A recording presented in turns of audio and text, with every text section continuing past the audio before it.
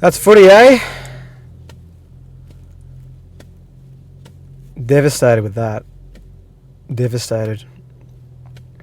For many reasons, but such a winnable game. Especially with that first half.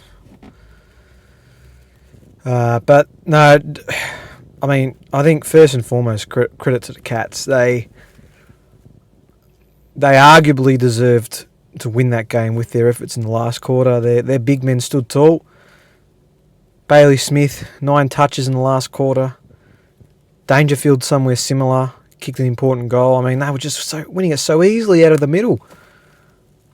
I don't understand. But, yeah, I mean, it would have been fitting. It would have been 2022-esque to have made that incredible comeback. And for Crisper on his record-breaking game to go and kick that goal would have been something special. But not to be, and yeah, it'll be unfortunate. I think we'll be better for the run, and I think we'll learn a lot from a game like this. I mean, Geelong always come out to play. It was always going to be an arm wrestle, and credit to them for the way they were able to limit the way we move the football. I think they identified pretty quickly that, as we have in previous weeks, we've liked to use the wings and the flanks and then cut at half forward to try and get a mark in the corridor inside 50, and then they were just getting so many numbers to those down the line contests that it forced us to change it up. And credit to Fly and the playing group for changing it up, because from the back end of that first quarter till probably about half time, I felt like there was a conscious effort to use the corridor, and that opened up some more avenues and put Geelong on the back foot, which I think got us into a really good position. Got to a lead, I think, as big as 20 points at one stage, and I was quietly confident at half-time that we were going to go and win this game. I really did feel that we had a great opportunity at our hands to go ahead and win this match, but something that was foreshadowed as a result in that first half was that we weren't making the most of our chances. A couple of really gettable opportunities that didn't go our way. And not just that, I think the other thing as well was the overuse of our disposal by hand and by foot to find those options inside 50, which worked at times for sure, but it became very predictable in the end.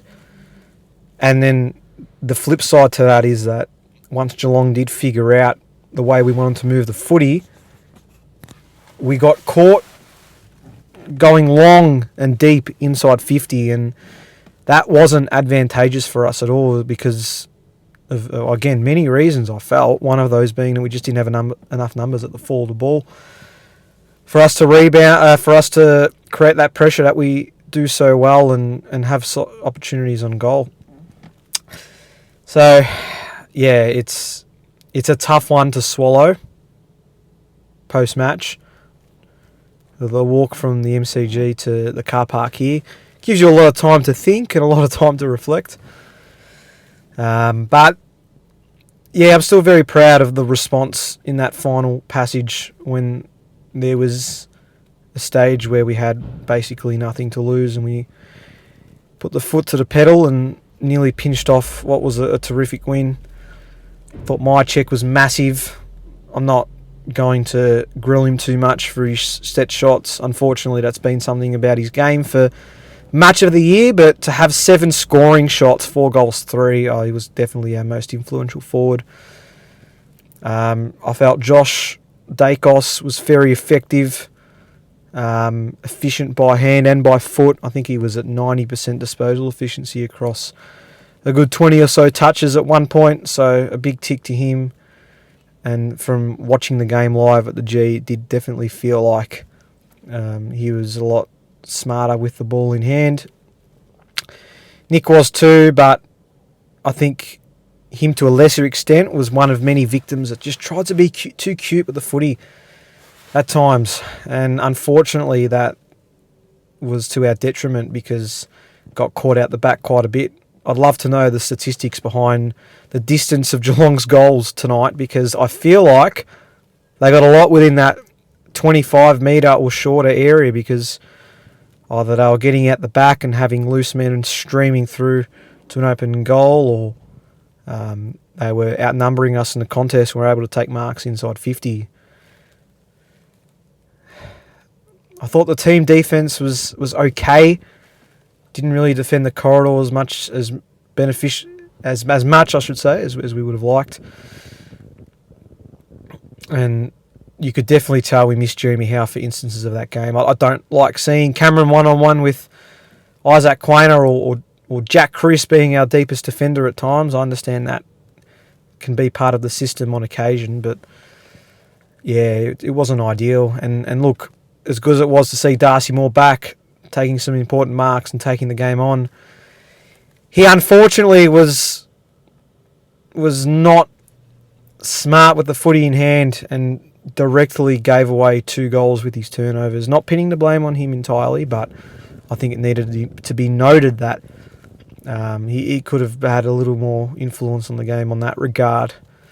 But we won the clearance numbers at half time, and we generated a heap of scoring shots. And maybe this was just a game about moments, and we didn't take ours, and Geelong took theirs. And when it ended up seeing both sides having a similar amount of scoring shots, well, they were the ones able to go ahead and win the match. And as I said, it was their match winners in Bailey Smith and Paddy Dangerfield, which we had no chance to stop, really, the way they were playing. I think it's a bitter one because we now have a 5-day break and a trip to Perth to try and combat a Freo side who we know are not going to play as bad as they did last night.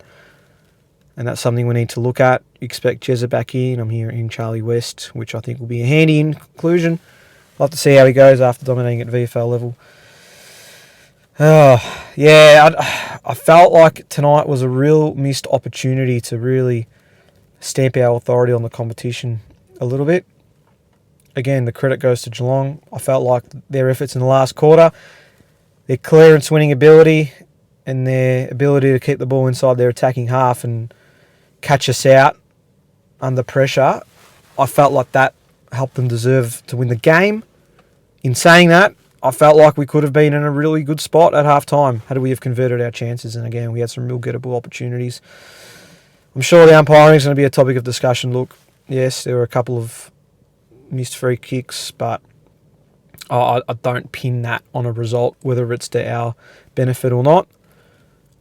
I think I remember at the time watching Bobby Hill's run down tackle and being elated with joy, thinking we still had a chance, and then to find out that it was a trip. And on replay, it was a trip, but yeah, at the time, obviously, you get a bit carried away. So yeah, it would have been incredible for Crispy.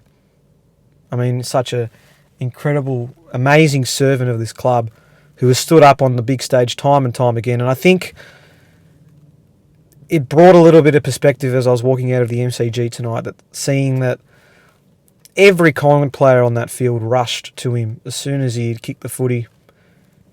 Because it was a point, it was not exactly McGovern-like, but we knew it was a point the second it came off the boot, unfortunately. But to see everybody rallying around Crispy at the end is a sign that we're in a good place, culture-wise, at this football club. And as I said, brings a lot of perspective to what we're doing out there. And even seeing Crispy's kids run out onto the field and go straight to him at the final siren and consoling him, I think that is a touching moment. And yeah, I think that it just goes to show that there's bigger things to life than footy. And by no means should we be pinning any blame on Crispy. He probably kicks that 8 or 9 times out of 10, but look, regardless, we left the run too late and we weren't able to get the job done against this Cats side. So lots of lessons. Keen to get stuck into some more analytics and chat to the boys on Monday. I'm sure there'll be plenty to talk about, but yeah, a quick turnaround to Perth, off to Freo now, and looks like we have got some work to do. So go Pies.